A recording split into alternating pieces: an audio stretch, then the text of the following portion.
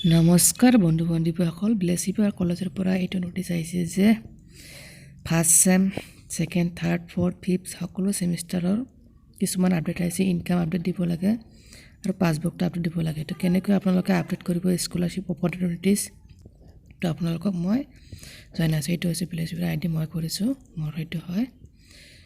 তো আপোনালোকে ফাৰ্ষ্ট ৱেবছাইটত যাব, এনেকুৱা আছাম সমৰ্থ গৈ এইটো আহিব, এইটো ক্ল'জ মাৰি দিব। তাৰপিছত আপোনালোকে ইয়াত ইনৰলমেণ্ট নম্বৰ যিটো ৰেজিষ্ট্ৰেশ্যন নম্বৰটো বহুৱাব লাগিব ইয়াতে, ঠিক আছে। তো আপোনালোকে ইয়াত ফাৰ্ষ্ট কি কৰিব, আপোনাৰ যিটো গুৱাহাটী ইউনিভাৰ্চিটিৰ যিটো ৰেজিষ্টাৰ নম্বৰ আছে সেইটো ইয়াতে বহুৱাই দিয়া। যে মইতো বহুৱাই দি আছোঁ গুৱাহাটী ইউনিভাৰ্চিটিৰ যিটো ৰেজিষ্ট্ৰেশ্যন নম্বৰ, এইটো অকল ফ'ৰ্থ, ফিফ্থ, ছিক্স ছেমিষ্টাৰৰ কাৰণে, থাৰ্ড ছেমিষ্টাৰৰ কাৰণে হয়। তাৰপিছত আবাৰ কেপচাৰ নামটো, কেপচাৰটো ইয়াত বহুৱাই দিব। 1463637,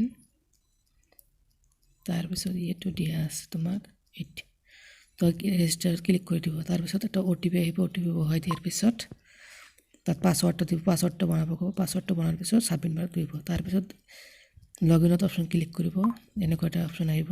ইনৰলমেণ্ট নাম্বাৰ যিটো ছেম, ৰেজিষ্ট্ৰেশ্যন নম্বৰটো ইয়াত বহুৱাই দিব আৰু যিটো পাছৱৰ্ডটো তাত আপোনালোকে বনাইছে এই পাছৱৰ্ডটো তাত বহুৱাই দিব। ফাৰ্ষ্ট ইনৰলমেণ্ট নাম্বাৰ যিটো ৰেজিষ্ট্ৰেশ্যন নাম্বাৰটো বহুৱাই দিয়াৰ পিছত পাছৱৰ্ডটো যিটো বনাইছিলে OTP দিয়াৰ পিছত এই পাছৱৰ্ডটো তাত ইয়াত বহুৱাই দিব লাগিব। তো পাছৱৰ্ডটো ইয়াত বহুৱাই দিয়া, মইতো বহুৱাই দি আছোঁ। তাৰপিছত দিয়া আছে কেপচাৰ 14637, এইটো কেপচাৰ দিয়া আছে, ঠিক আছে। কেপচাৰটো ইয়াত বহুৱাই দিব লাগিব 6378। ইয়াত লগ ইনত ক্লিক কৰি দিব। দিয়াৰ লগে লগে ইয়াত নেক্সট বুলি অপশ্যন আহিব, এইটো নেক্সট ক্লিক কৰি দিয়া পিছত ফিনিছ কৰি দিব। দিয়াৰ পিছত আপোনালোকে আপডেট এটা আহিব, বেংক পাছবুক আপডেট চাব। দিয়াৰ পিছত এনেকুৱা এটা পেজ খোল খাব। ইয়াতে দিয়া আছে স্কলাৰশ্বিপৰ কাৰণে ফেমিলি ইনকাম, এপ্লাই ক্লিক কৰাৰ পিছত এনেকুৱা এটা অপশ্যন আহিব যে ফেমিলি ইনকাম মানে কিমান আছে, ইনকামটো কিমান, টোটালটো ইয়াত লিখি দিব। আৰু পাছবুক যিটো আছে, ফ্ৰণ্ট পেজ যিটো আছে ইনকামৰ, এই ফ্ৰণ্ট পেজটো ইয়াত চিলেক্ট কৰি আপোনালোকে আপলোড দিব। প্ৰায় 500 তলত KB হ'ব লাগিব। এনেকৈ ধুনীয়াকৈ বনাই ল'ব। JPG বা PNGত আপোনালোকে ফটোখন বনাই ল'ব 500 KB তলত।